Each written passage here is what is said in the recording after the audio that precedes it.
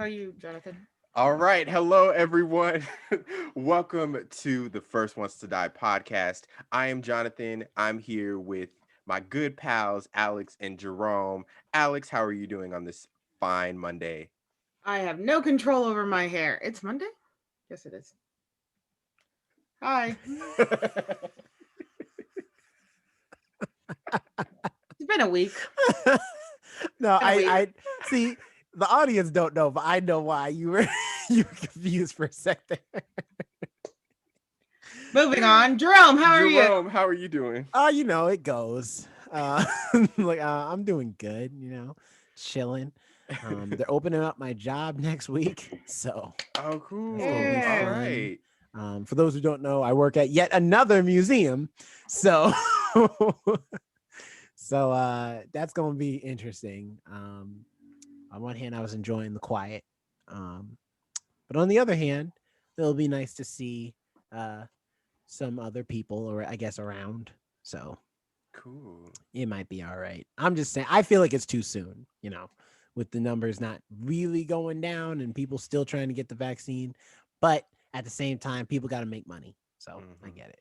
I mean, we are in a panorama, so and my week as you both have heard before the podcast, my week has been hectic, but I'm excited to get into this episode because we're gonna have a battle, and not like our trivia battle a couple weeks ago, but we're gonna have a verbal battle of the villains slash anti-heroes. Okay, you heard that correctly. We're gonna be having a heated, most likely, discussion. But that's all right because I'm gonna be the moderator for today's event. Um, Jerome, let's give the audience a little insight as to your position in the villain versus anti-hero debate. Oh, well, I guess this will tie in also because I also wanted to give a little bit of context because you might be saying to yourself, if you're listening to this or watching the YouTube video, which you can catch at First Ones to Die on YouTube, the First Ones to Die podcast on YouTube. But you might be thinking to yourself, man, why ain't y'all talking about that Kong trailer? That Kong trailer was fire. Why don't they talk about the little things that just came on HBO Max? Because weeks ago, we had a discussion about Maleficent, which is why Jonathan has that as his background. Off In camera. regards, off camera, in regards to her position in the current live action Disney movies. Now, my position as far as villains versus anti-heroes is relevant to this because I feel like Maleficent in the Sleeping Beauty cartoon is defined as a villain.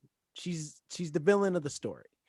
Versus they make her into an anti-hero for the live action film in order to make her seem more likable because she's the main character. And I feel like there is a clear division between those two things, and it's kind of sucks because it's like a good villain story can be done well and can be fun. So I feel like, villains and anti-heroes are two very different things, and them trying to mesh the two, I get it because Wicked did it so well and now everybody wants to do it, but that's just how I feel. Okay, and Alex, your stake in the villain versus anti-hero argument. Tell us a little bit about that without giving away too much of your opening spiel or opening argument. Well, I was saying with Maleficent. Clearly, I Maleficent. don't.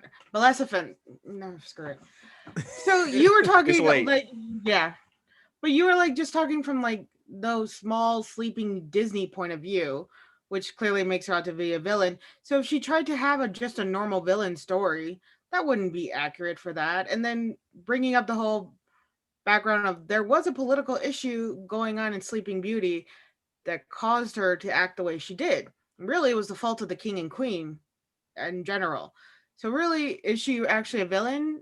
No, she's kind of an anti-hero because she could have done way more worse stuff. She could have just killed the child right there and then. She gave them a chance to rectify the issue. She gave them a chance. She gave them 16 years. What did they do? They sent their child off into the woods with three fairy strangers. No schooling. or anything like that. Just As wait to medieval compare her off. times. You Hey, don't need hey, my school. time. This is Alex's time. All right. Yeah. Okay, I'm gonna be the moderator for today's events, and if you interrupt each other, y'all gonna hear it. Okay. Point is, she's not really a villain. That would make her an anti-hero then, because she gave him time. And then, really, then most descriptions of villains nowadays aren't really villains. They're kind of anti-heroes. So I think villains don't technically exist. They Okay. always got a backstory. All right. So for the audience out there, basically Jerome's point of view. I don't tell me if I'm wrong, but to simplify this in layman's terms, Jerome is not a villain sympathizer, but Alex is. It's more Jerome. Actually, that is a very simplified way to put it. Yes. Yes. I would say that it's just I because there's some great villains out there that I Right. really dig, and I feel like the line is being blurred between what is an anti-hero and what's a villain. And so I just wanted like I guess I'm the conservative of that type of view of like, no, there's villains and there's anti-heroes. There is no crossover. Well, the fact that there's even an anti-hero, that's a third category. Hero, anti-hero, villain. Usually it was just hero and villain, hero and villain. Now there's a third category. So that means it's changing. True.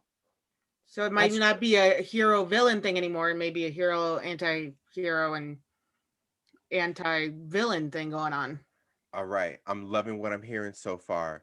Basically, we have let me put it in more simple terms. Uh Jerome, there's a separation between villain and anti-hero. Alex, they're all anti-heroes. Yeah, in a way. All right. All right, I'm excited to hear this. Let's get started. Okay, so how this is going to work. We're going to have opening and closing statements, okay? I will put my timer on. You will get 2 Wait, minutes. Didn't we already do opening statements? kind of, but that was more just to establish what our point was, I guess. This is Oh, Yeah, okay. actually Jerome, to I thought set you that had a up. whole cast of characters that you were going to put in your Oh, I opening do. statement. I do. I thought I was just setting up the story. I didn't think we were gonna get there yet. Alex, you don't want more time? I could give you I could Because No, it's I'm gonna perfectly need more. I'm fine. gonna need a little more I time. really just have to hear Jerome talk, and then I'll disagree. Basically, Okay. All I right. need So his examples. you get 2 minutes for your opening statement. Well, I'm And not gonna get then through this that after fast. the I'm gonna opening cut some stuff statements, out. after the opening statements, there will be a 3-minute discussion. Following that, I will list 3 characters who could either be considered a villain or an anti-hero. We will have a, let's say, what's a good appropriate time period for each character? About 15 minutes. Okay, 15-minute. We'll have a Kind of 15-minute. We'll cap it at 15 minutes. If the conversation naturally dissolves, then so be it. 15-minute discussion for each character. Yeah, sure. Okay, for each character. Then you'll have your 2-minute closing statements, and that will be the end of the debate. All right. All right. Okay. Excuse me. I am going to pull up the flip a coin so that we can flip a coin to determine who goes first. We'll let Jerome go first because I need his examples to argue them. Okay, let's do that. Alex has deferred and Jerome will go first. We have 2 minutes on the clock. Your time starts now. Okay, so the first thing I wanted to say is to clear, because during that conversation we had off camera, I wasn't very clear with why I think they're two separate things. So I had to take some time earlier this week and put it in better terms. So what I wrote was that a villain's goals involves a complete lack of morality or thought towards other groups of people to accomplish them, as opposed to an anti-hero's goals are formed in the realm of good, but involve a flexibility of morality and thought towards other groups of people to accomplish them. Someone's horn is going off in my my house right now. It's kind of annoying. Anyway, to put that in context, I made a list of villains and anti-heroes. List of villains: Cruella de Vil, Joker, or the Joker, whatever you prefer, Lex Luthor, Hans Gruber, the Devil, Purple Man, Heart Attacks, yes, Hold the on. disease. Any song made by Nickelback, that's also on the list. On the list of sorry, Alex, are you writing these down? Because I'm going by writing some. Go ahead.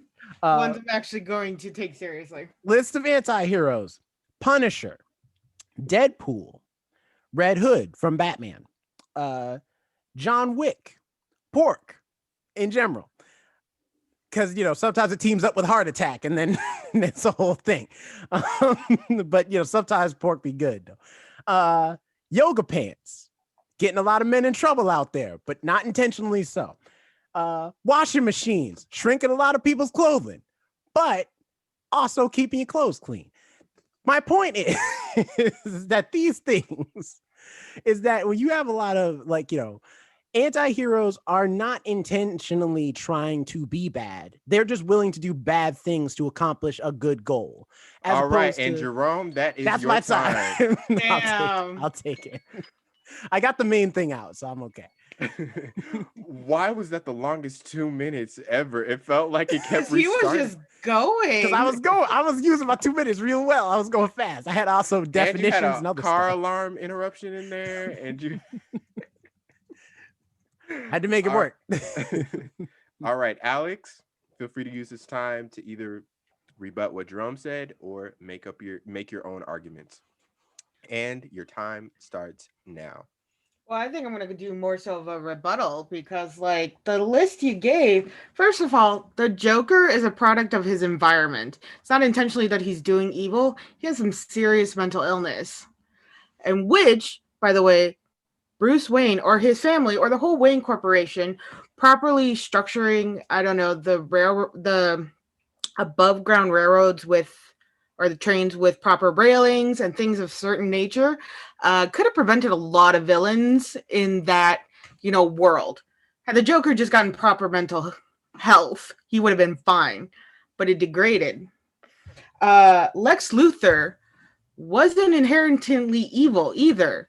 He was a family corporation. The Luthor Corporation, built this whole monstrosity around him and brainwashed him, just like they've done a lot of people. It's a power and money thing. The devil technically was never evil. He was the devil's creation of man. Satan and Lucifer were created by God, and the upsetness of being kicked out because he disagreed that humans were not perfect and humans do suck. So he wasn't wrong either. As for the Punisher, you can call him an anti-hero, and I agree he's an anti-hero, but he can also be seen as a villain because technically, yeah, he does what he does with certain intentions of good, but that doesn't necessarily mean it's actual good just because in the intentions. I mean, he will just shoot people for funsies. He's a person of blood and chaos, just like the Joker, just without the plotting. He's more of in the moment villainous. And wouldn't Robin Hood be considered an anti-hero as well? He's not actually a hero of the story because he's also being a thief, a liar, and doing all this stuff. So anti-heroes can mimic anti-villains too. Alex, I'm gonna have to cut you off there. That ends your time. All right. Now, I was writing notes. Sorry, that's why I was. That's why I kept looking down. That. We got Alex referencing her notes. We got Jerome writing notes. So let's get into a free for all. I'm gonna set 3 minutes on the clock. Now's your time. Anyone can interrupt each other however they like. Seriously, heart disease, you're going to bring that into it? Yeah, heart attacks are deadly, all right? You can't stop them. Not necessarily. Actually, a lot of heart attacks can be stopped just with the defibrillator. It's actually stopping the heart and having it repump itself. Nonetheless, though, they're only out to destroy. They're not out to help. There's not a villain named Pork? No, okay. I'm not talking about the real. No, but heart disease isn't technically a villain because it's not in the intention of killing. It is a cause and effect. So really, it's the person who is driving the heart to attack. Cause and effect, though. Every villain has a backstory that something happened. And every anti-hero has a backstory that causes that switch where they So will heart become attacks are good. villains. No, they're anti-heroes in a way. Those were jokes anyway. It didn't actually matter. Yet I can have an argument about it. But Lex Luthor, first of all, Lex Luthor, there is no Luthor Corp. Lex Luthor made LexCorp. He's the creator of LexCorp. Before that, his dad was like this loser dude in Smallville, and Lex Luthor, and who would beat on his son. And Lex Luthor, even though he was like, depending on which story you go with, sometimes he's friends with Superman in the because Superman's also from Smallville. Sometimes they've never met each other, even though they're from the same place. Regardless, Lex Luthor makes a choice to not care about really humanity and let his ego do the driving for him after he gets to Metropolis. He has all the money, brains, and resources to be just as effective as Superman, if not better, because he's smarter than Superman and has found a way to become rich and have this mega corporation. What does he do with it? He spends all of the resources trying to kill a man whose sole purpose in Metropolis is just to help people. That's it. And yeah, the sole purpose of a man, Superman also causes destruction. He has unintentionally, but it doesn't mean it's still not done. So that means a lot of the times Lex Luthor is probably the one paying for buildings to be rebuilt because he would be the highest taxpayer as well. Alex, he's not saying with super villains that are causing Superman to destroy buildings. He's paying for buildings he technically caused. No. Just not Superman fighting the villains, though. Superman saving people from things like having to throw a bus out of the way or stopping a train with his body, as seen in like movies and comics before. That means the destruction of a train product on that's causing rates to go up. Superman is causing damage to the economy. Right there and then. He's causing problems to the neighborhood and the local law enforcement. I don't agree with them, but he is causing problems to the local law enforcement, showing that you do not have to listen to them. And in a world, sadly, can cause more anarchy. And that's how people react. So Superman is actually doing more damage. I mean, Lex Luthor, is creating monsters, but why is he creating the monsters? Because of Superman. Had Superman not existed or kept his powers in the low, Lex Luthor would not have created the monsters, but still would have just been a power-hungry man for money. Audience at home, I've added 2 more minutes to the clock. This is getting juicy, and I don't want to interrupt this conversation.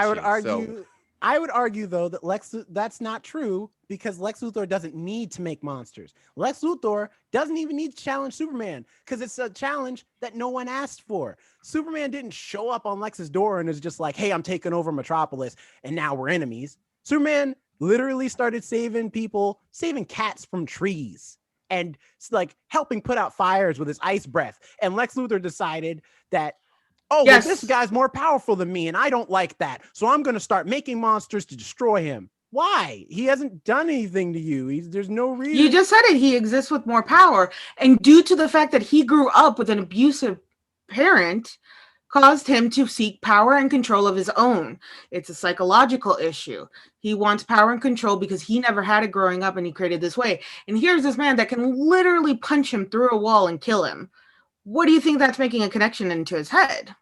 True. This man has the physical strength that can mimic his father, so he wants to destroy him because why would you want some crazy guy shooting lasers and can punch through a brick and fly around really around? Here's the thing, though. I've read the comics. That's not Lex Luthor's motivation. At no point does he feel famous like he's last words. I've read the comics.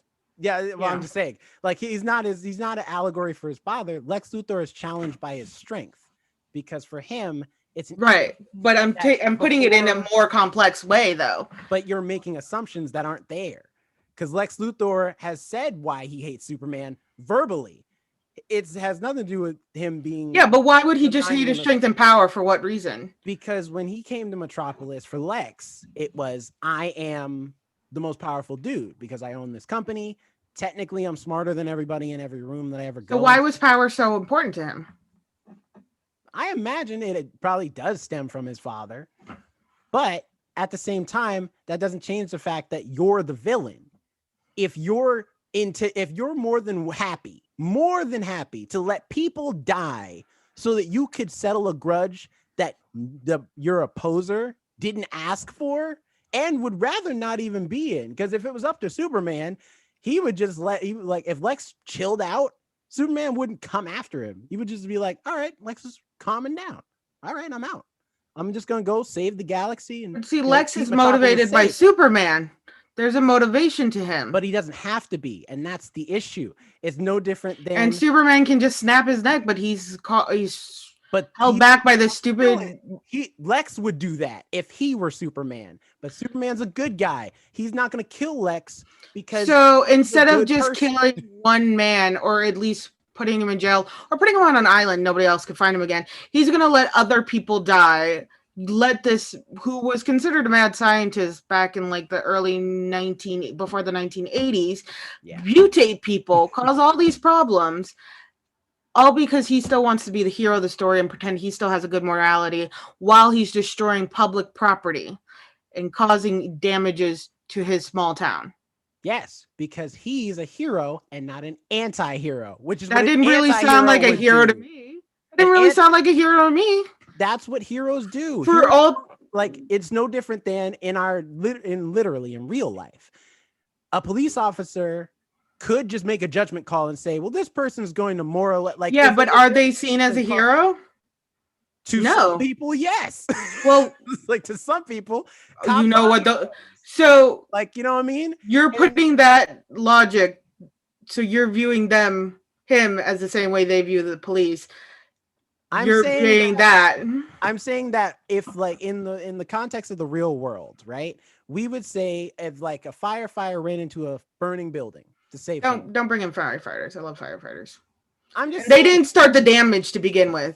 Maybe they're not trying to stop it. But in Superman's case, Lex Luthor is normally the one causing the damage, and Superman's got to come and solve it. But that's what I'm saying. It's not just Lex Luthor. All his other villains cause him to suddenly destroy public property, or when he's saving people, or like I said, if he's just stopping a train with his body to protect one person, he has damaged property. He has damaged a train that's probably trying to import goods to another location. So he may have just caused another small town to lose like all out on their toilet paper and water because he wanted to save this individual. So now he has messed up a whole other town, all because he can't calm down. True, but again, none of these things are Superman's fault, because if Superman doesn't exist, Brainiac destroying a train with all possible supplies for another town. Now, what I'm saying is that without, like, a lot of these things are coming regardless of Superman.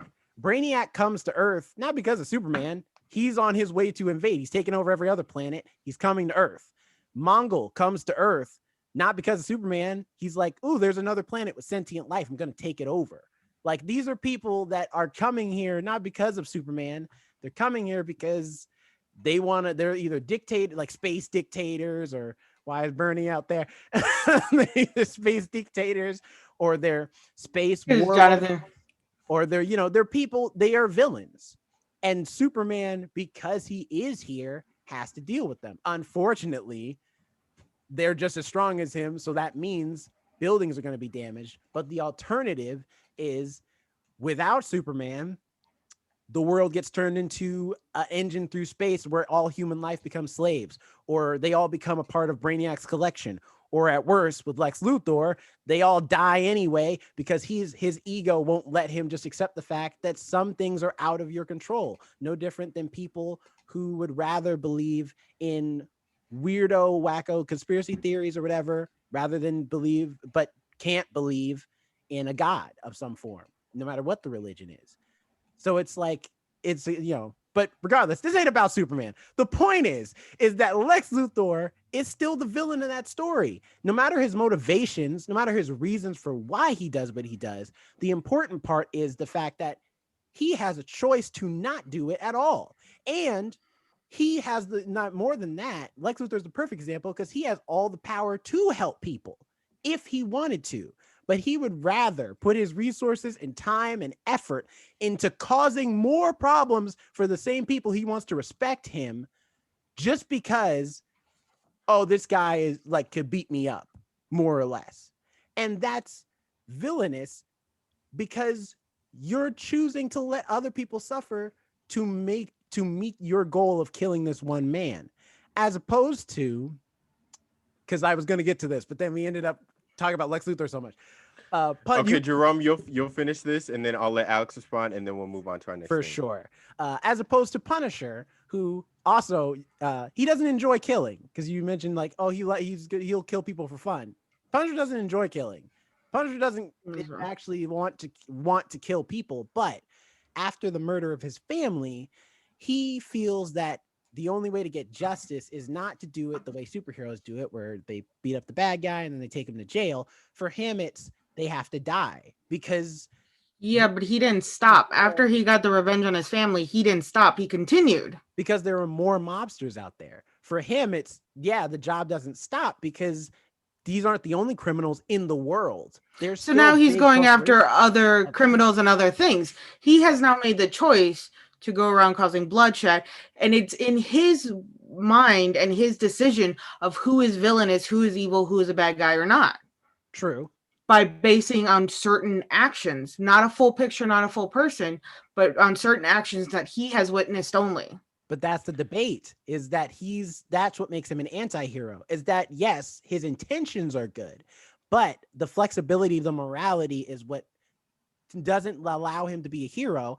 But because of his but are his intentions actually really good though? Yeah, because it has to do with death. Streets of crime, you know what I mean? This is just the way he thinks he needs to. And what happens? It triggers more crime because then people are like, "Oh, we need to get more out there." And more people come after him. Okay, we could go on this all day, but we'll have to move to our next topic.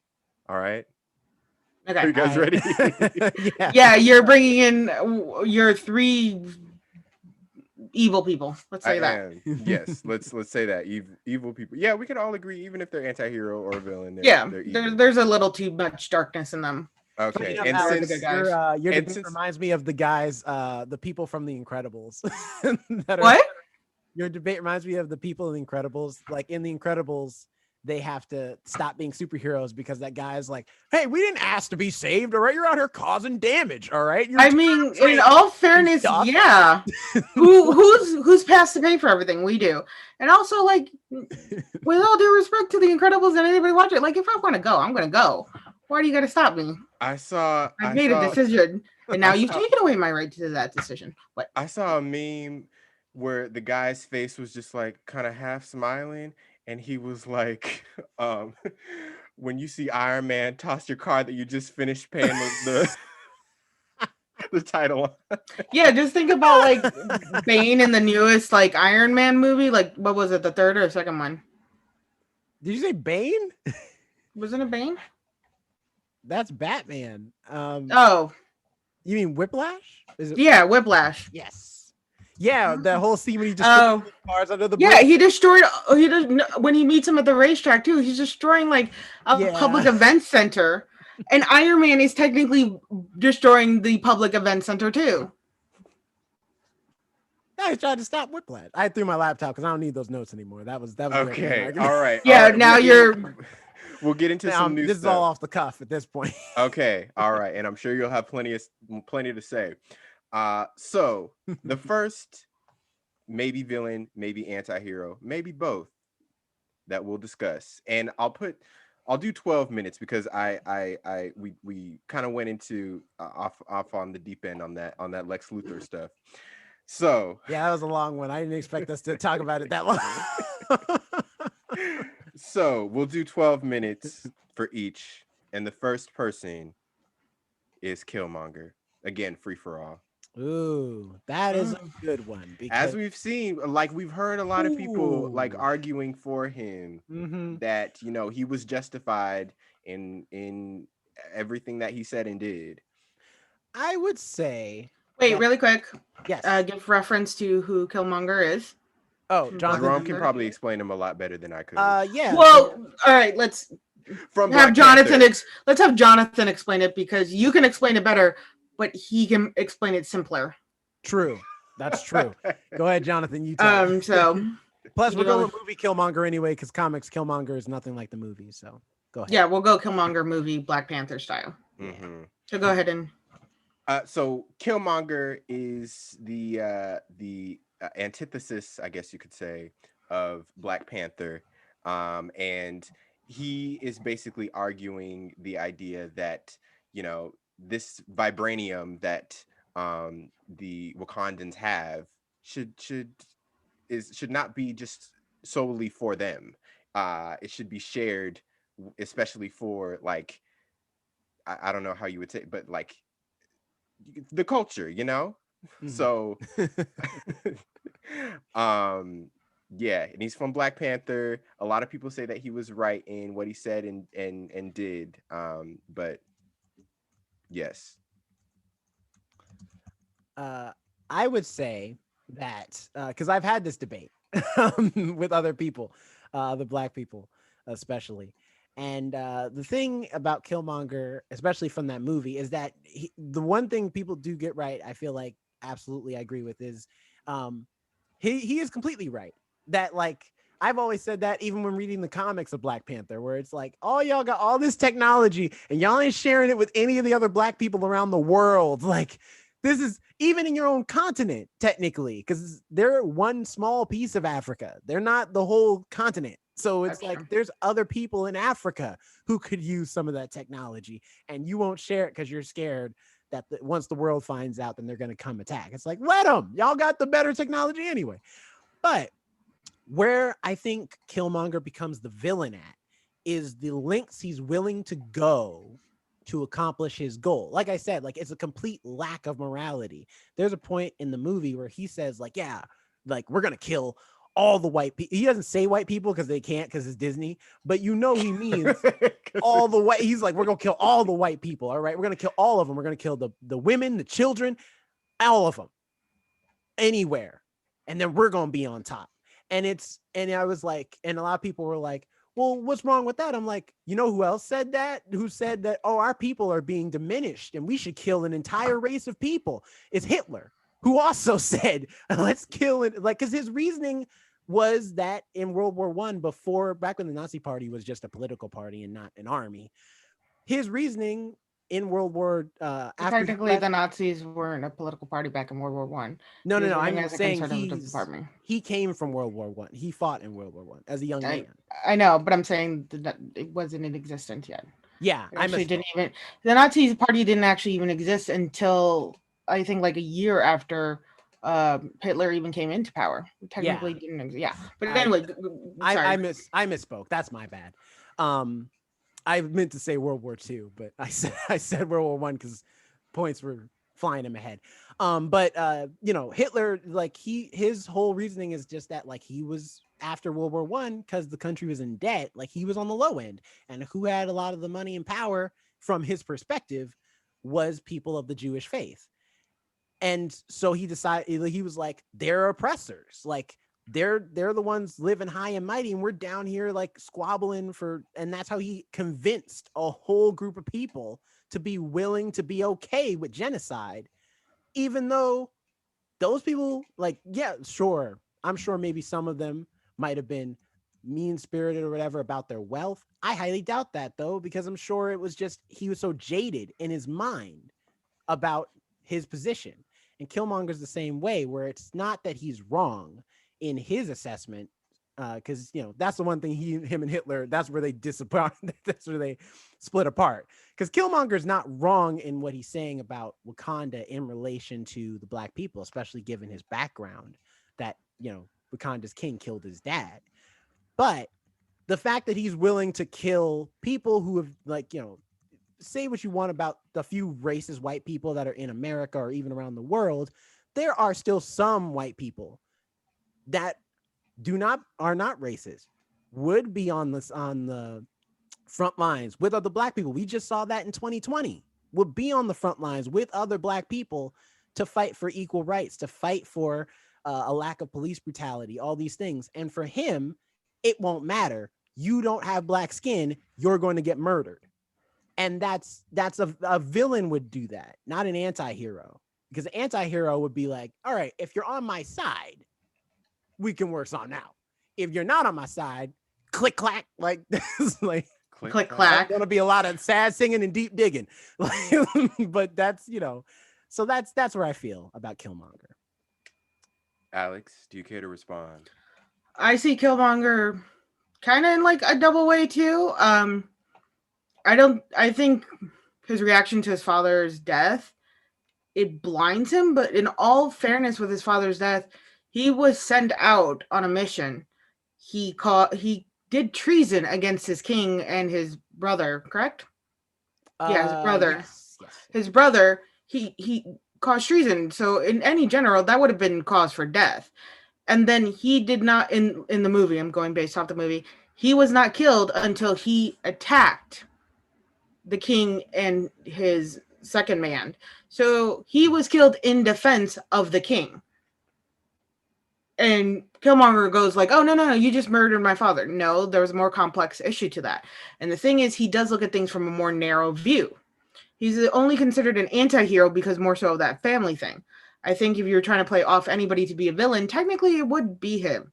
Although I do side with Wakanda and not letting the rest of the world have the Vibranium. vibranium. Yeah, vibranium. Because we have given white people a lot of our foods and they've ruined it so badly. Okay? Have you been on TikTok lately?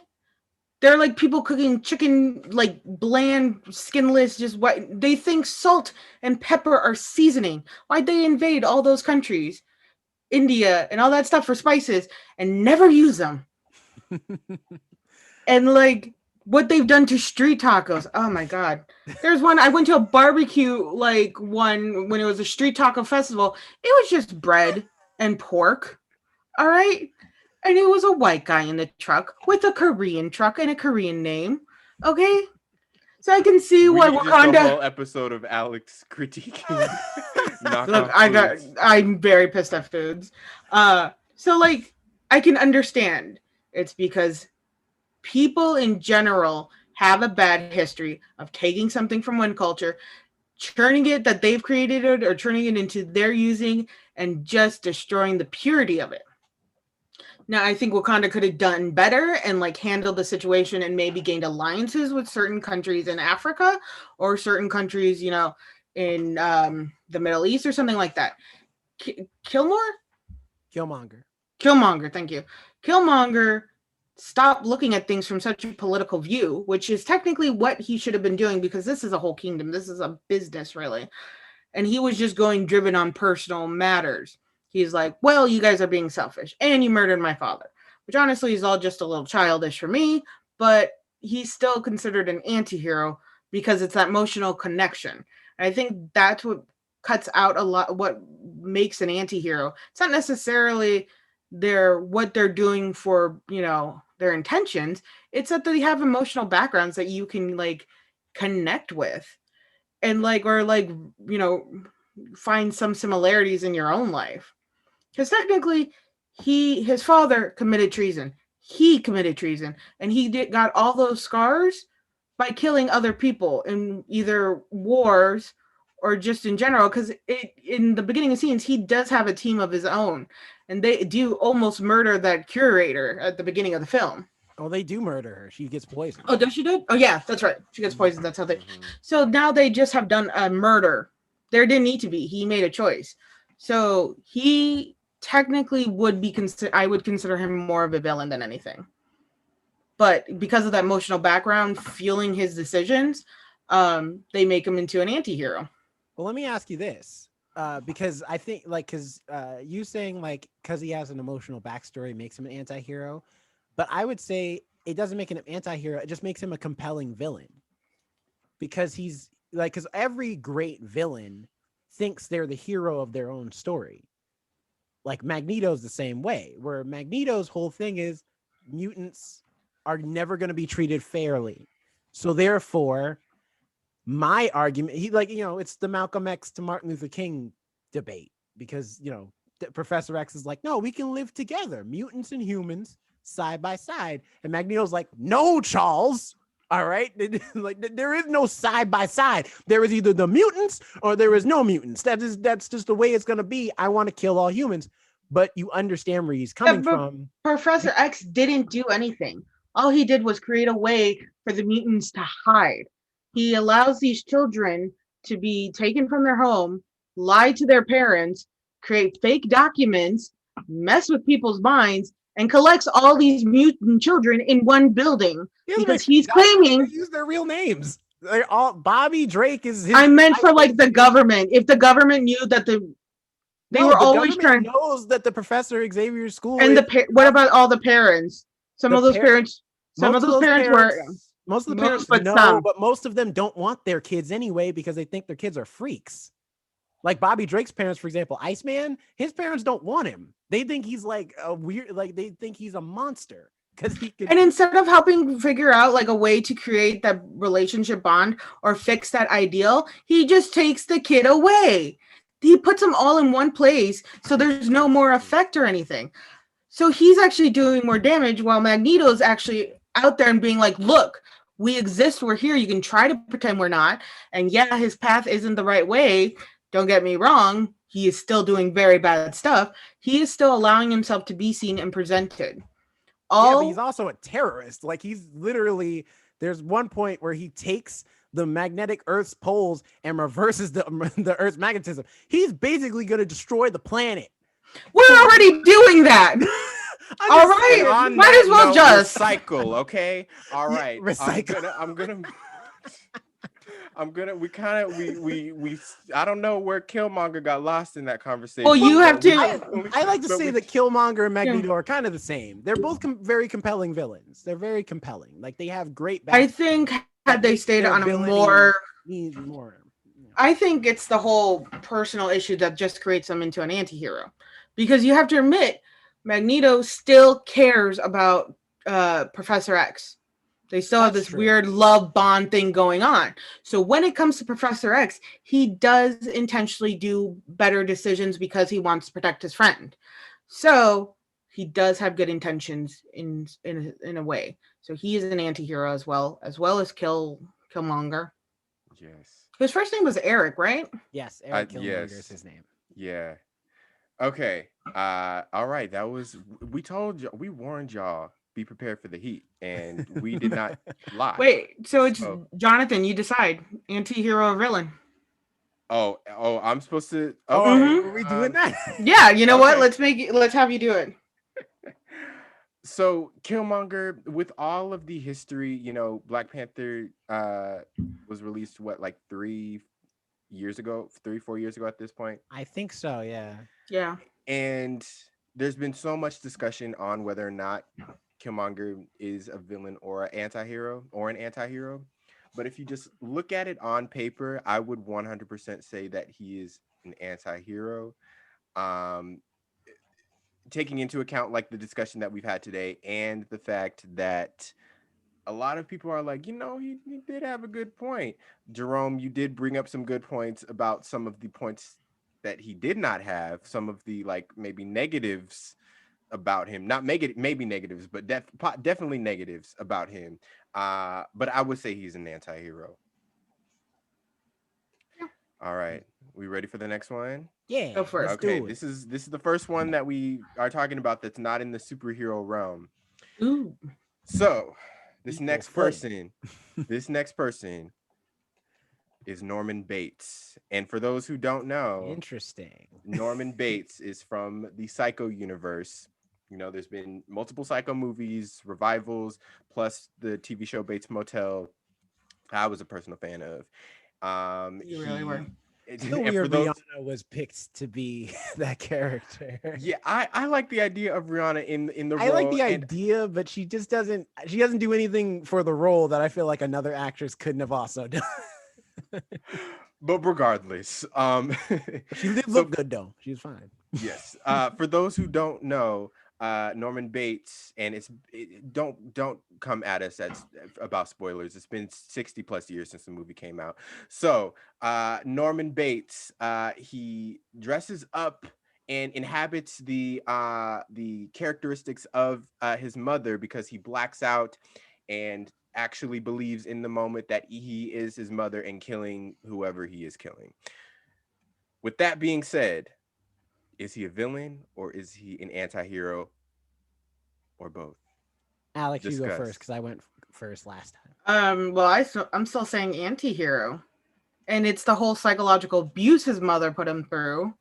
And going off the TV show, she put him through like psychological abuse, this weird, like heavy petting going on, which no parent should ever do to their child. And like constantly made it seem like she was the only person in the world that could protect him. So in turn, he started becoming that way to protect her. And when she passed, he snapped because he's like, well, I still need to protect her. So he split into two different personalities. So his intention, although horrible, and he did kill multiple people in the show and in the movie, his intentions were always to protect his mother. And even when he did the split personality and he came back, he's like, oh no, my mom killed. His intentions of cleaning up were still good because they were all for his mother and making sure she was safe and protected. So if you're going off the whole anti-hero thing, it's going that one, you have the personal connection there. You know, you care about your family members. Two, there's that sympathetic effect where you're thinking about the mental illness and the split personality disorder he has. And the third one, he also doesn't remember anything, which, you know, causes that whole, well, it was his other personality. So can we really blame Norman Bates? And then the whole protective nature he has. His intentions were never actually evil or anything like that. His intentions were always just to protect his mom. So anti-hero, right? I would Jerome. argue no, only because we're forgetting that in the word anti-hero, hero is in there. And just because you have you can feel bad for somebody does not mean that they are heroic by default. Because well, you had a bad childhood, so therefore, you know, it's like that's essentially making excuses for someone doing a bad thing. Does it suck? Now, granted, I've never seen the TV show. I've only seen the movie. But does it suck that he had a crappy childhood and his mother treated him that way? Absolutely. Is it probably why he does what he does? Definitely. But at the same time, it's not like, you know, especially once we get to the point where his mother is dead and now it's Norman that's doing the killings, like indefinitely. Because I mean, he killed people. Like I've seen, like, you know, read small synopses of the show, so I know he kills people in the show when he's younger too. But definitely once he's running the motel and then or hotel and then he kills. Yeah, but he doesn't know his mother's dead. Regardless of whether he knows or not, he's killing people now. That's neither but here it's nor not there. real. It's the split personality. Technically, he thinks his mother's killing people. And also, a villain is somebody who does something with villainous intentions. So he wouldn't be considered a villain either. He's not doing anything with villainous intentions. He's not plotting anything or planning anything. All he's doing is like freaking out, throwing up, and crying because his mother did something, and that's all in his head. But does that make about, him a hero? Oh, sorry, Jonathan. Oh, I was just gonna say, but what about in that, and I see that point, but what about, and if we're going off the show, he does cover a lot of his mom's, even when he knows that his mom is like doing bad stuff, he does cover when she's alive, he does cover a lot of his mom's actions. Which I think is heroic. He took care of his mom. I definitely hide a body if my mom killed somebody. Okay, and I know my mom would do that for me. But you gotta, like, okay, well, there's a lot to unpack there, but but nonetheless, the point is that even still, you know, a lot of people would do that for their loved ones or whatever. But I know some people who also would argue that what's better for them is to not keep enabling their bad behavior, but rather get them the proper help that they need. But he was a child. Help, regardless, at some point, he knows as a child that it's wrong. Children can pick up on that stuff at an early age.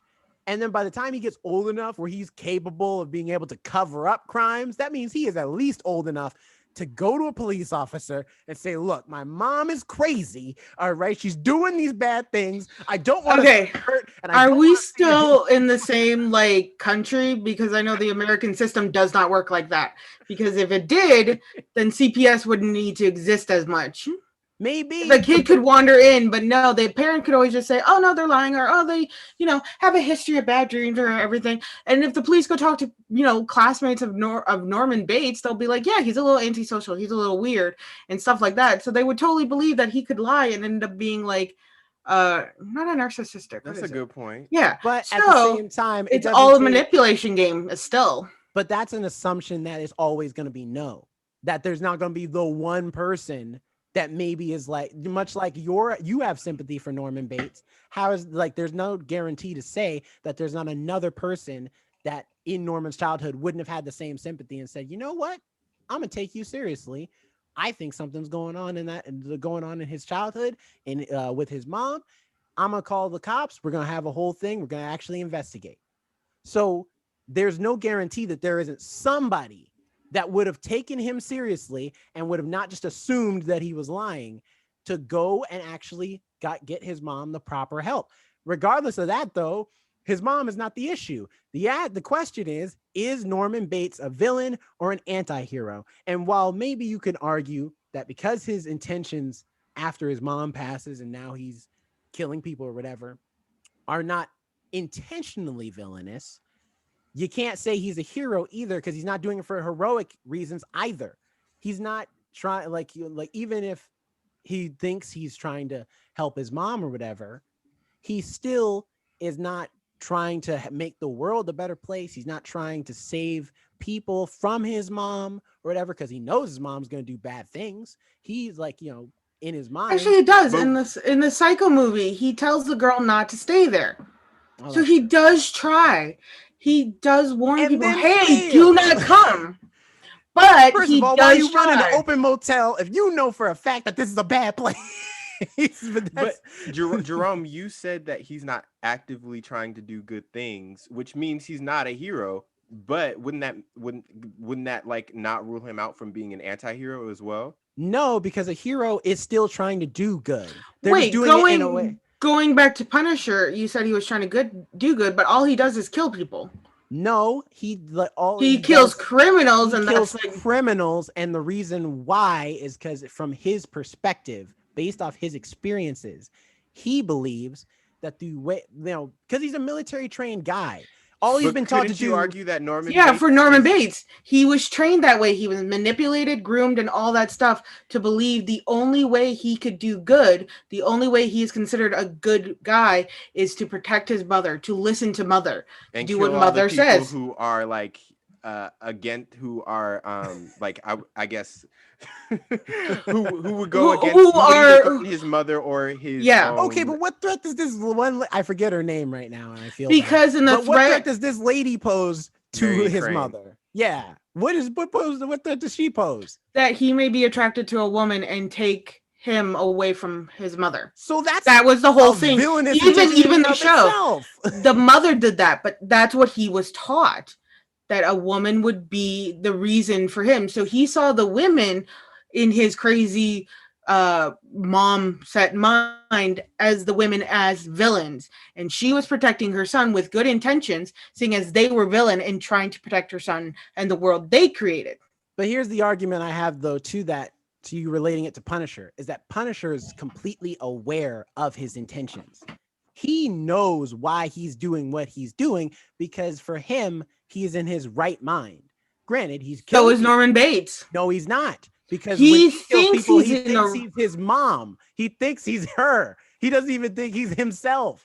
He's right, not in the right but mind. He like think about it. Punisher is killing also low-level criminals that may just be runners, who aren't necessarily, somehow gotten into this position that they don't know how to get out. And instead of helping them to get out, Punisher just kills them. And a lot of the time, those like runner or low-level quality criminals are doing it to support a family or because they feel like they have no other choice in the world we live in, because you get so stuck in a place. So Punisher just ends up killing a person that's maybe a head of a household income for a bunch of people. But like I said, that's what makes him an anti-hero, is that his flexibility of morality. Because the argument you have is the same, like you're having about Punisher, is the same argument Daredevil, who a lot of people consider is a straight up hero, has had with the Punisher, of saying those exact same points, that you don't know if this person could turn their life around. You don't know if this person maybe is being roped into something that they didn't intend to be in. And from Punisher's point of view, though, people like that person killed my family. So it's And a straight single thought. That's not a right mind. Everything is not black and white. So he is not in his right state of mind to think, oh, you're this person. That's it. That's all you are. He is literally taking people away from their families just as his family was taken away from him. He's doing what they're doing. But at least he can say, well, that person at least was a drug dealer, or that person at least was a mobster that killed so-and-so amount of people, or that person was a mob boss. Norman Bates' argument is just, she was, I don't know, a guest at the motel, and now she's dead. Like, there's no justification. Well, that's not his argument. These are innocent people. None of them have done anything to him. None of them done anything to his mom. These are just people that he thinks might take him away from his mother. So therefore, and Punisher ends up killing people who think are dangerous when really they're not. They are dangerous. They're not necessarily dangerous. Wait. Jonathan, go ahead. Okay. Sorry. The danger that that Norman Bates thinks is present, or rather that his mom thinks is present, him in his mom mind thinks is present, is that these women will seduce, because he like looks through the peephole and sees her undressing, and then his mom is aware of that. Well, his mental idea of his mom is right. And I also have another thing. You're saying, going back to Punisher real quick, he kills criminals, low level or not. Technically, the woman in the movie Psycho was a thief. She committed grand larceny. Yeah, but Norman doesn't know that when he's killing her. Punisher knows for a fact these people, because he does research, he has microchip to analyze these people, go through the police database, find out their records. So he's illegally hacking, invading. No, microchip illegally hacks. Punisher just takes the printouts and just uses. So he's using somebody to invade other people's personal privacy. Regardless, and Norman Bates did the same thing. And technically, a flexible thing of morality. All right, he's flexible morals. And so Norman Bates does the same thing. Think I'm straight up. Technically, he killed a person who committed grand larceny. Yeah, but if the whether it was in the right state of mind or what he thought he knew or not, he did kill somebody who committed grand larceny over like $50,000 compared to like Punisher, who killed this guy who maybe is a runner and doesn't actually give out drugs, but just runs a batch from one place to another. But like you said, everything has a cause and effect. Right. A runner takes drugs to a drug dealer who then deals it to somebody who's then ruined their family's life. And nobody, in the Punisher's eyes, that's the way he sees it. Nobody's innocent, because if you're running the drugs, doesn't matter. The drugs are going to go somewhere that are eventually going to ruin someone else's life. Well, wouldn't it be smarter to go more up? Why are you intersecting the little people? Little people can't do anything. Because he interrogates. That's all he can. But he interrogates them to get higher up. He starts low and gets higher. He doesn't just go high immediately. He doesn't know where these people are. He's just one man, all right? In a van. I don't know. Norman Bates was able to capture somebody who was committing grand larceny on one of his first accidents because she was hot. That's completely different. She was a hot lady that came to the motel, and by accident, it just so happens, oh, she's also a criminal. That's cool. Like he didn't know that. He didn't kill her for that reason. Well, actually, because I rewatched the movie recently, and he didn't even know that she had stolen the money because he put the news, because she put it in the newspaper, and he like put the newspaper into the car to get rid of the evidence, and he threw the car in the swamp or whatever. So he never knew that that she was a criminal. We know that because we're the audience, but he don't know that. Like he's, as far as he's concerned, she was a hot That's why lady. I was like, technically. Yeah, and that became a threat to his split personality. But that's not technicality that applies to Norman the person. She was a threat. The audience member. She was a threat to the mother in fear of losing the son, and she committed a major crime. Cops are already after her. Like, he probably could have justified the killing in a weird way to the police officers. And, like, also, he kept the corpse of his mom. I don't think you can really call anybody who keeps the corpse of their mother on a rocking chair in like villainous. There's clearly something that's not a villain. Now he's grave robbing now. He didn't grave rob. He never buried her. It's his mother. He never buried her. Okay, that's even worse. Okay, because that body is stanking. And you know what? Also, villains tend to have a power and a strength. He does not. He's just crazy. He does have power. The power What of power? innocence. People don't suspect him to be the killer because he's just this frail young guy running this motel. Why would you assume anything of him? You wouldn't assume him to stab Because you. he's a male. Doesn't that, Alex? That's your brain because you're a female. You're talking about a different era, and we're talking about this one woman in particular. You really think that mattered the error? The female brain did not think that way. This lady specifically ain't scared of Norman Bates because if she was, she wouldn't stay at the motel with no problem. Okay, and with that being said, I'll have to end that portion of the conversation here. There's some really good stuff. Wow, there were multiple moments where I was like, "Oh, that's a good point, Jerome. Oh, that's a good point, Alex. That's a good." So you both, bravo to you both because you both sweating because made I'm getting hot. really good points. Yeah, if you get any closer to the camera, you're actually going to jump through it. I'm gonna eat the camera. I'm scared. I'm scared. As for my take. It was really hard. This was harder than the first one because I feel like at the beginning. Are you actually sweating? I am sweating mostly because I have two shirts on. I just came in from work, took off my uniform shirt, but I still have like a black long sleeve t-shirt on, and a black like t-shirt underneath this. So it's like it's not because I'm actually that like heated in debate. It's because I'm literally hot from like absorbing all this heat in my body. All right, Jonathan, sorry, continue. So at the beginning, I feel like I was agreeing a lot with Jerome, in the sense that he was saying, you know, there's no really redeemable qualities about Norman Bates. The man needs help. But that's not a disagreement. But then there were multiple points where I was like, "Ooh, that's a good point, Alex. You know, he's essentially helping what he thinks is his mother, and for that reason I think I'm gonna have to say Antihero. I'm gonna have to say Alex this time, and I might go back. I think I'm a little more iffy on my Killmonger theory, but anyway, we'll save that for another day. I think Killmonger can really jump from like Antihero to villain, just like. Yeah, I'm leaning more towards villain for Killmonger right now. Villain. I get. Although I completely understand your points about him being that's a hard debate. Look, all I know is that because you can argue that his points, his intentions are good.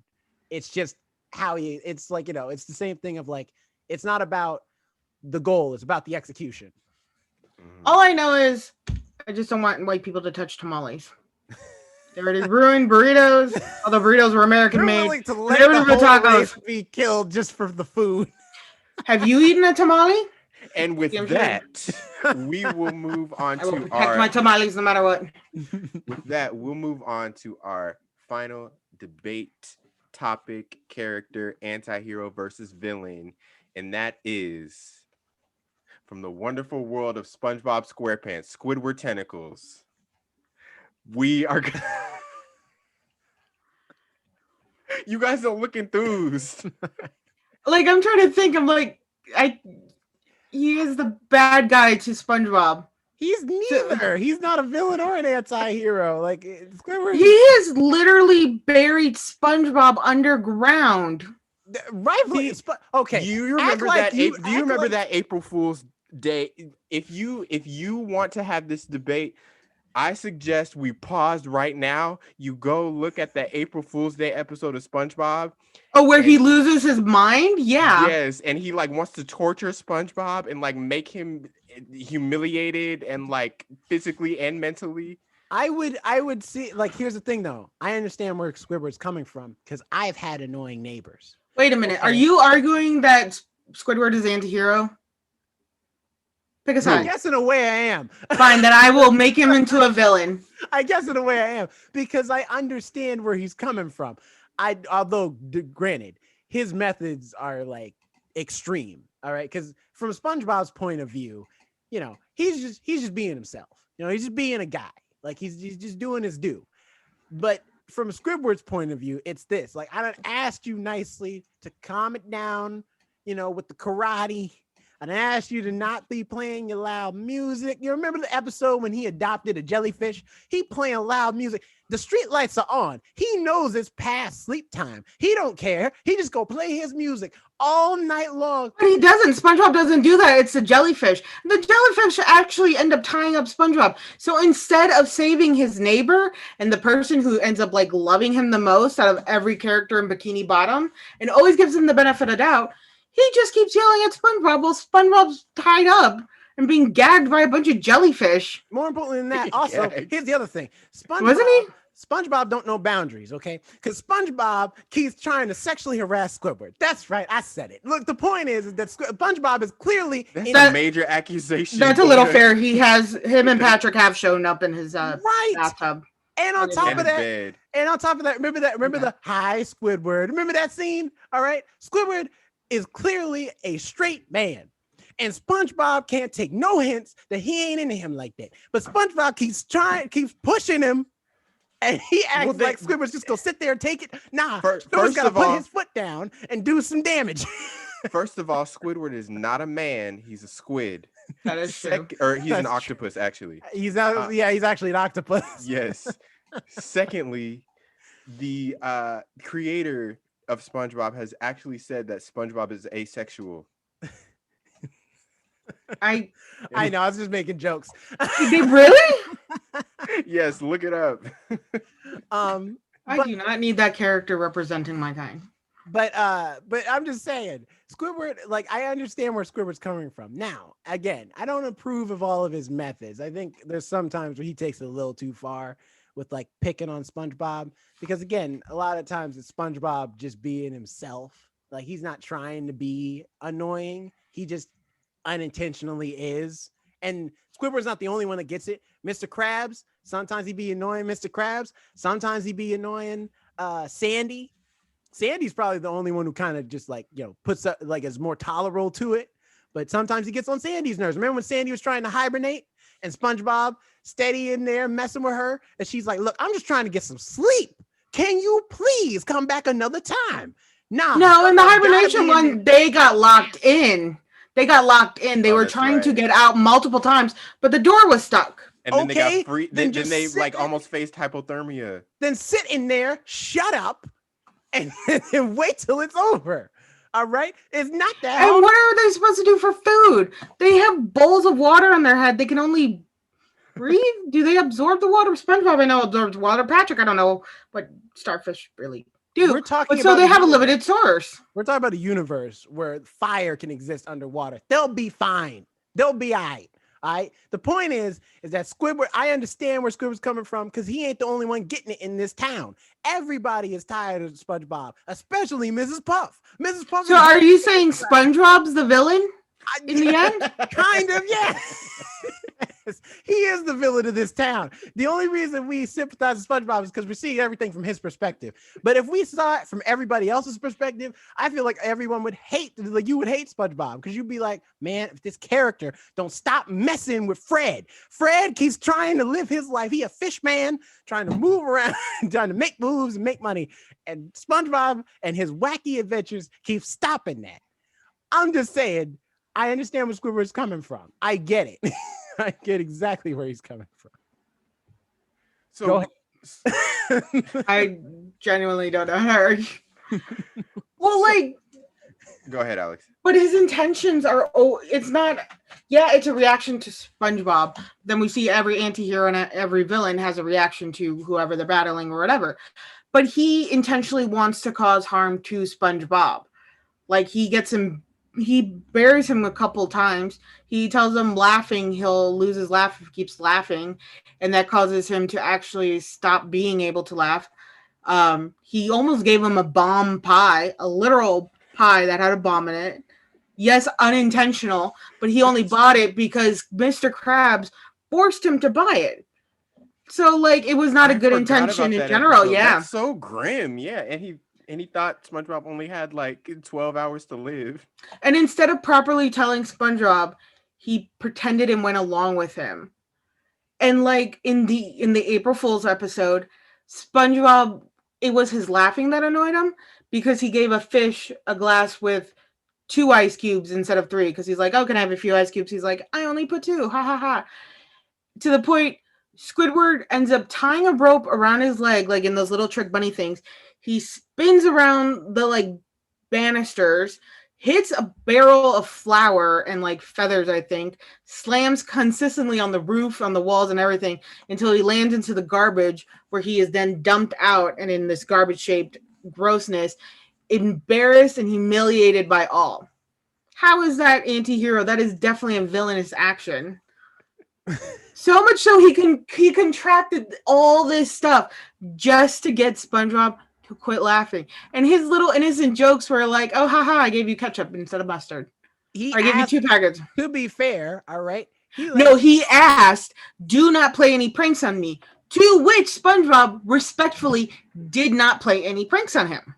Yeah, but he could tell in his face. He knew what Squidward really meant. He meant like, look, I just needed like, hey, Sponge, let me hit you up real quick. Come over to the water cooler real quick. Let me holler at you. Listen, I need you to stop laughing for like 5 minutes. I just need some peace and quiet, man.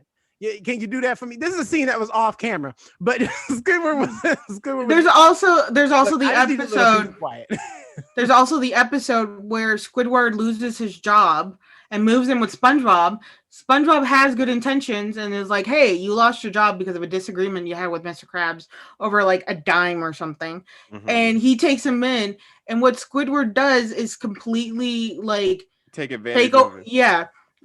Overstay his, welcome, creates a hostile environment, forces SpongeBob into a French maid's outfit, by the way. That is something messed up.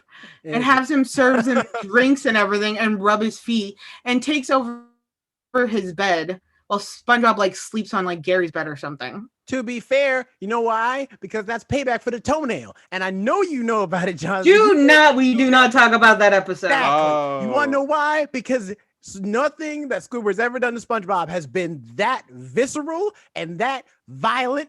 All right, that came up in the newer episodes. Yeah, that was one of the newer ones. So everything it still happened. Right?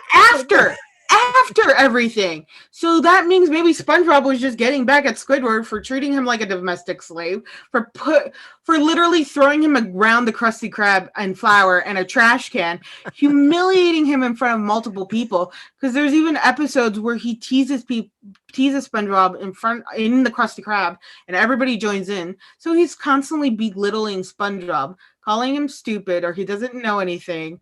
And everything like that, and then mocking him because he doesn't think he does anything with his, time or anything like that. So he's just going after SpongeBob all the time. All right. How about the time that he didn't tell Squidward at all? He waited till the last minute to tell Squidward that when you eat too many Krabby Patties, it goes to your thighs and then you explode. That's some information it would have been nice to know when he forced him to try a Krabby Patty. All right. He asked him to take a bite. He took a bite and then Squidward lied and said it had no effect. Yeah. He's like, he spit it out. He said it was no good. Bob knows. And then, no. Wait. No. Staying in that episode. Then Squidward has the audacity to break into the Krusty Krab overnight, ask SpongeBob why he's there, and then steal goods from his job, his place of employment. And then you think, he stole, he did breaking and entering, and he knew he was doing something wrong because he crept past SpongeBob's house on his tentacle tippy toes. So he knew exactly what he was doing. SpongeBob didn't have to warn him because he made the indication he didn't like him, and then he committed, burglary. Plus, Squidward's done some nice things for SpongeBob too. Granted, I can't think of them right now, but I know he has. I know he's done some good things occasionally. Or what about that episode? This is not in Squidward's favor though, but that episode where SpongeBob and Patrick, like Squidward's making this like clay life-size version of himself, and SpongeBob and Patrick accidentally smush it and they think they killed Squidward, and then his ghost he arrives as his ghost because he's like in his like he took a bath or something. Right. And he like tries to torment them or do whatever he wants them to do or something, whatever. You know what that's payback for? That's payback for shrinking Squidward down to the size of a down to size for no reason. All right, he ain't had to do that. He had to do that. And then who does he go to for help? Does he go to Mermaid Man, who gave him the belt? He was scared. No. No. Merman did people for help, and when it only makes it worse. And punches him in the face. Pull it back, because you're not saying right facts. He didn't steal it from Merman, and Merman didn't give it to him. Merman dropped it after eating a bunch of Krabby Patties. He also lost his pants. SpongeBob found it, said he was going to go to Merman, but instead ran to his house and put it on and just started messing with the M. But he knows it's Mermaid Man's belt. He knows that. He knows and instead of he go find him after he accidentally shrinks Squidward. Because he was scared he was going to get in trouble. You're a grown man. You Is are he though? Again, man. octopus. All right, you're a grown sponge. Or sponge. You could go to Mermaid Man and just be honest. All right, that's what a grown sponge would do. But but seeing how everybody's constantly ridiculing SpongeBob and how Squidward is literally every episode teasing him, don't you think he would be scared to go? I wonder why they ridicule SpongeBob. I'll tell you why. Because stuff like this is a daily occurrence with him. He has a childlike personality, and Squidward hates that. Basically, it comes down to Squidward is the inner child. I'm sorry, SpongeBob has an inner child that he openly expresses, and Squidward's inner child is dead. And so now he hates anything joyful and gleeful. And SpongeBob is nothing but a reminder of that. He teases him constantly about his laughing, the way he dresses. He even affected SpongeBob so much that there was an episode where he literally lost his corners. He turned into this weird, smooth thing without holes.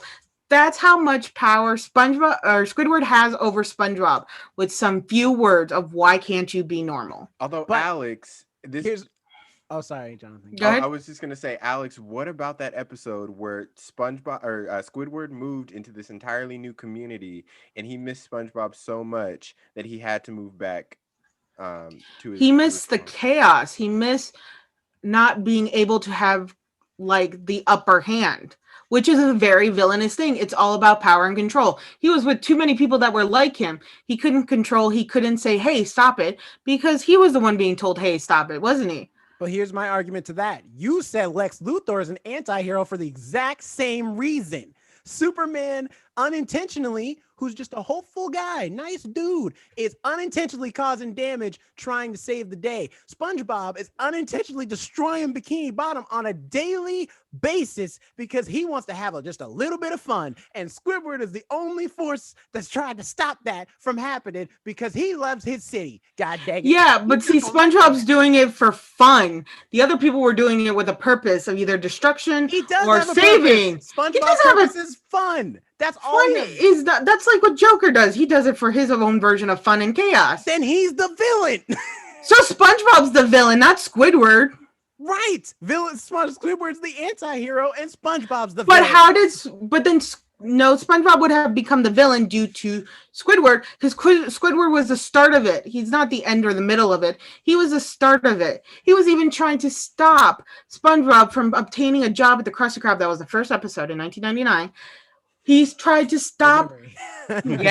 He tried to stop SpongeBob from getting a job and creating financial independence because he already could see the writing on the wall. He knew Alex. Because SpongeBob has done nothing but make the Krusty Krab profitable. Alex, we worked at Backside together. How many people did we see come in there that we knew they were going to be trouble before they even put on an usher vest? We already knew. We already knew they were going to be trouble before they put on an usher vest. Money be damned. That's why Crab puts up with him. It's production. That's what I'm saying. Squidward already knew. He already knew the deal. He's like, SpongeBob is going to tear. Yeah, but that's like saying we have a good time. But that we don't do destructive nature towards those employees. That's because we're normal people. Squidward is taking it to the next extreme. Okay, and this is the weirdest argument I've ever had to make. But it makes you think. It makes you think.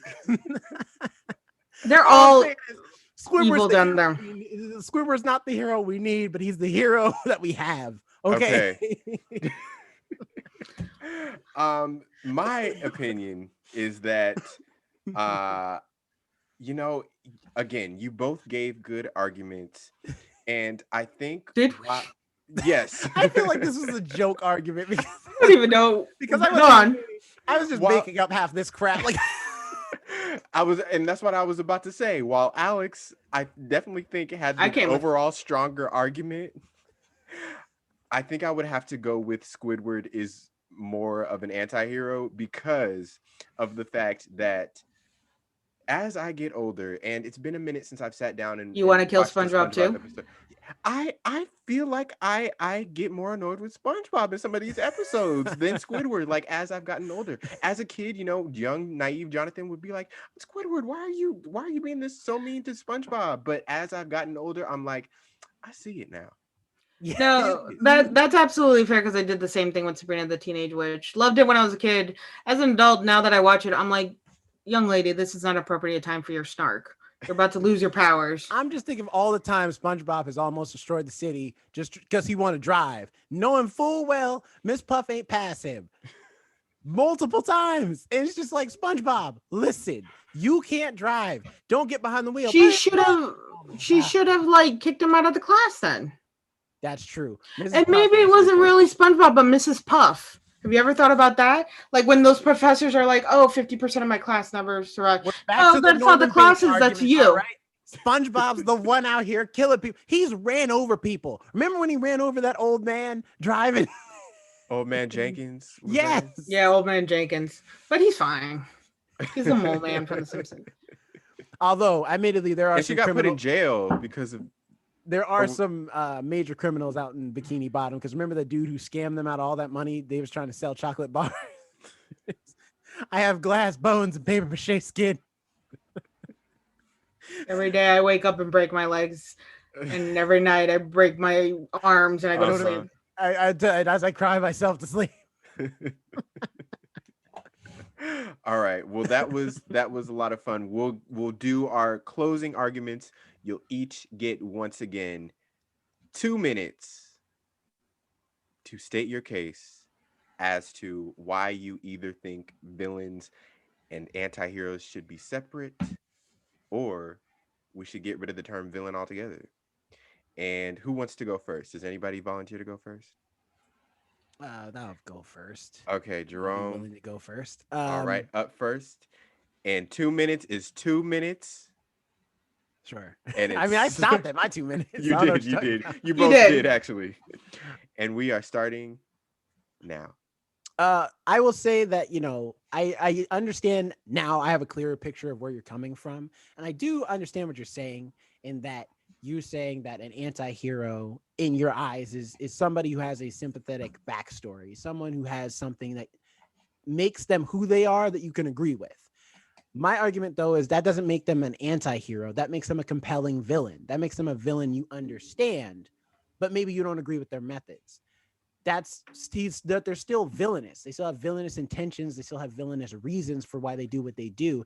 They just happen to also have a backstory that explains why past just, I just want to rule the world just because.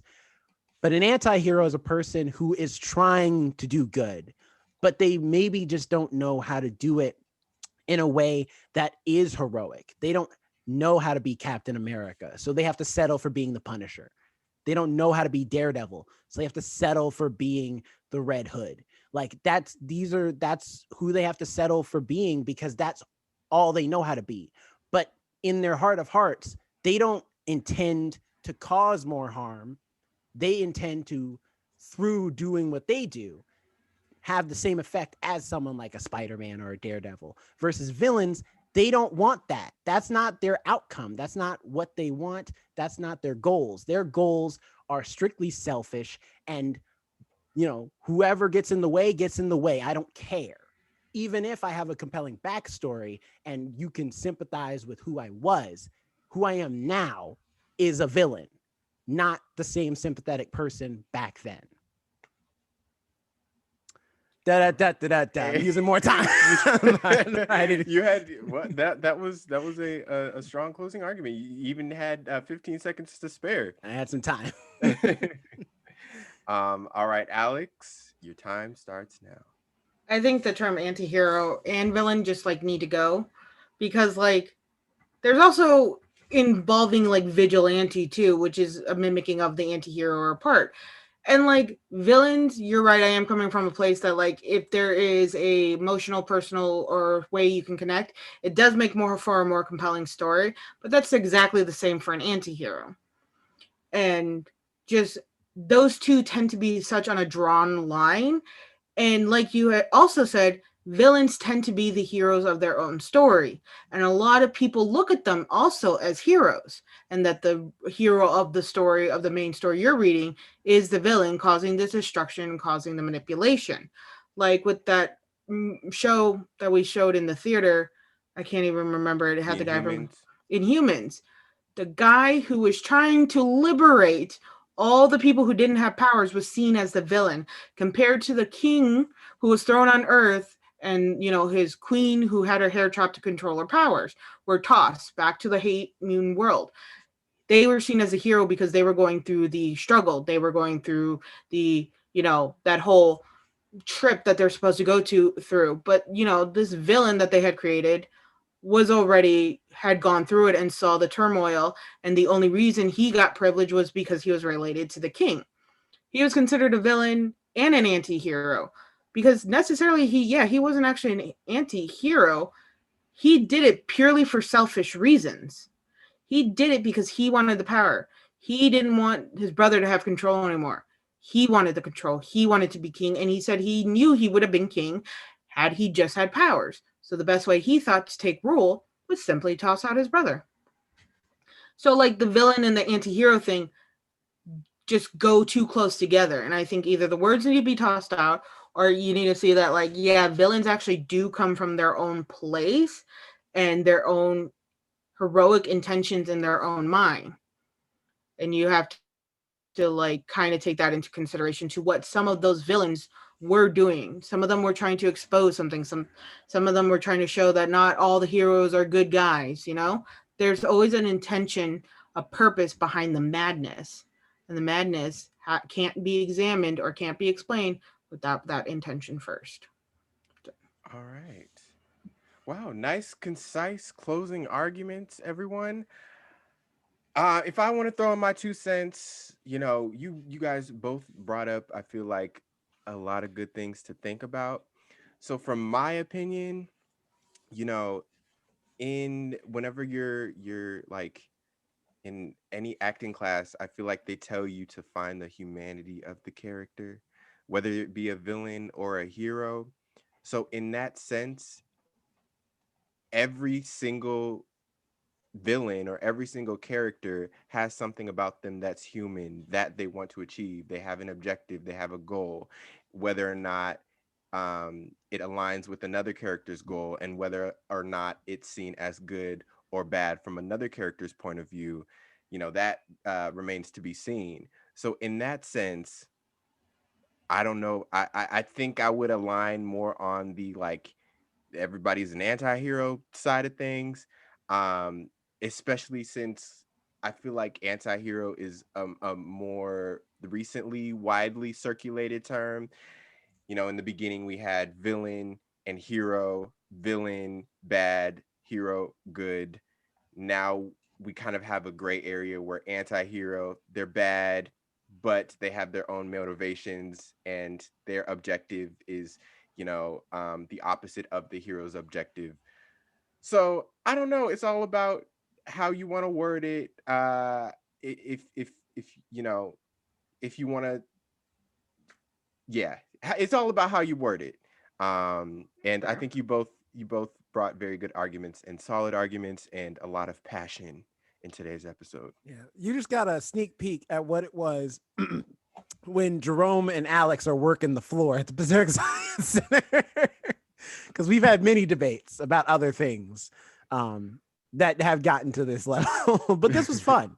This It was was a fun. lot of And fun. Alex, Yeah. Virtual handshake. It is always an honor debating with you. I feel like you are a solid debate partner.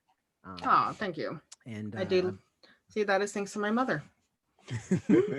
listen, I got it. For me, it's that Southern blood. Like we'll argue for days. Uh, We'll argue for days. well, I'm Latin for 1, 2, and my mom's like, Alex, you're a smart ass, so you got to know stuff if you're going to be a smart ass because you can't make a fool out of yourself. So I'm like, all right, fine. I got to learn everything now. Got to make a good argument if I'm going to be opening my mouth like that. But Exactly. yeah, the people don't think this is gonna be like the breaking up of first ones to die. Like we're all friends here. This is all friendly debate. I feel like if they've listened to a few episodes at this point, they get the gist. This was Yeah, just the crescendo. this is just what it is. I mean, I used to tell you guys to get out of my house all the time. So this is like, yeah, not other than Jerome trying to eat his camera. It was close. You got very close at one point. Yeah. It's only You 'cause got- it's close. It's close zoom. I'm not as close as it looks. It's like your rear view mirrors. You know, objects are closer than they actually appear with this camera because the camera is like, I want to say like maybe a foot away from me, but it looks like it's like very close. So it's close zoom. All right. And with all that being said, we thank you for joining us and Oh. listening to this episode today. I was gonna say, hit us up on Instagram. Tell us what you think. Who do you think Yes. won? If you think somebody won, if you think nobody won, that's cool too. And what do you think about the debate between a villain and an anti-hero? Which side do you stand on? Do you think that most villains these days are just all anti-heroes? Do you think there is a clear division between who's an anti-hero and who's a villain? Let us know. Email We'd us. love to hear your thoughts. You know, yeah.